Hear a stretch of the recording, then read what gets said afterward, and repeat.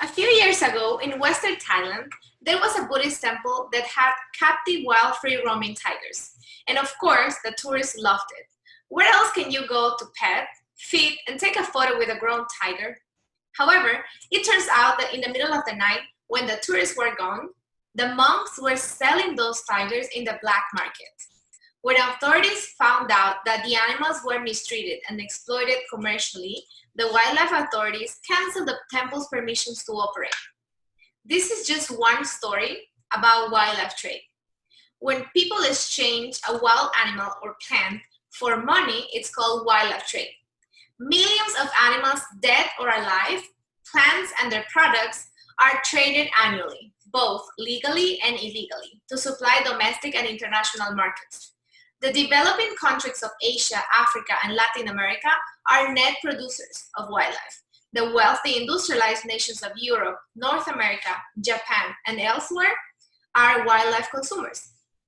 These wild animals are usually used for food, clothing, souvenirs, entertainment, pets, traditional medicine, and also for laboratory research. Human interactions with wildlife is a defining experience of human existence. These interactions can impact humans and wildlife in a positive or in a negative way. From legal to illegal, wildlife trade develops benefits and risks to humanity and the ecosystem. For instance, I was born in a city next to the Amazon rainforest in Peru, where wildlife trade is very prevalent. Growing up, I've always had different wild animals as pets. I used to believe that by purchasing them from a local market, I was rescuing them from being food or used for other things. I saw this problem in first person, and I want to show awareness about this controversial topic. Okay, so today I will talk about legal and illegal wildlife trade, its benefits and potential risks. Okay, let's begin. While the illegal wildlife trade exists, the majority of wildlife trade is legal. For example, China has traded and consumed wildlife for centuries. Trade in wildlife is a multi-billion-dollar industry in China. According to Tim Inskip in his book, International Trade in Wildlife, he states that one shipment into the United States can be worth $1 million. For example, a fur coat from South American ocelots sells for $40,000. Amazonian parrots, they sell for $5,000. Rhinoceros horn is worth more than its weight in gold. It's considered legal because these animals are being reproduced in captive breeding or farming. Producer countries can make large amount of money out of their wildlife. It provides food, attract tourists, support local industries. Just take this example. How many million tourists every year interact with wildlife? From snorkeling with corals to watching mountain gorillas in the wild, riding elephants in Thailand, or enjoying a safari.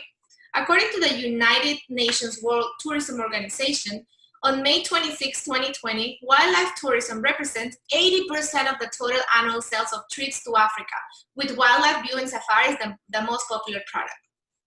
Legal trade is if well managed and is complemented with proper law enforcement, is sustainable. It actually helps people to make a living, but in a way that doesn't threaten the survival of the species.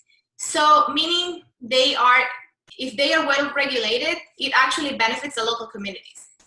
Einhorn Catrins notes on April 9, 2020, on the issue of on New York Times, the chances of a wild animal passing a virus to a human are pretty low, but the wildlife market creates the perfect environment that makes transmissions way easier.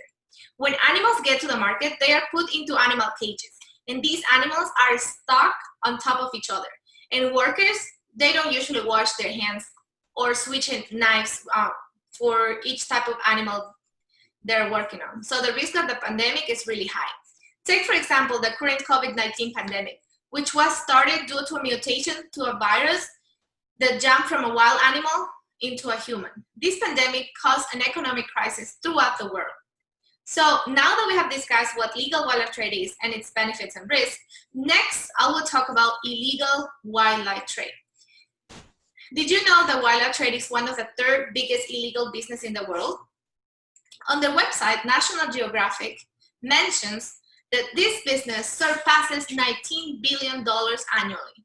The trade is part of the same criminal network that are involved in drugs, weapons, and human trafficking. They even use the same routes to transport wildlife. It's considered illegal because these animals are being hunted without any permission or limits. Since tourism is usually the biggest business in biodiversity-rich countries, wildlife is used to attract tourists. A lot of time, these tourists are ignorant of legal controls on wildlife and often return home with souvenirs of controlled species like stuffed turtles, cat skins, and ivory. According to Anthony Liberato, in his article Understanding the Legal Trade of Live Wildlife Species in Peru, he cites wildlife is an important source of income for many residents of the rainforest in Peru. It is used as a natural resource and exploited for local communities to keep sustainability in the region.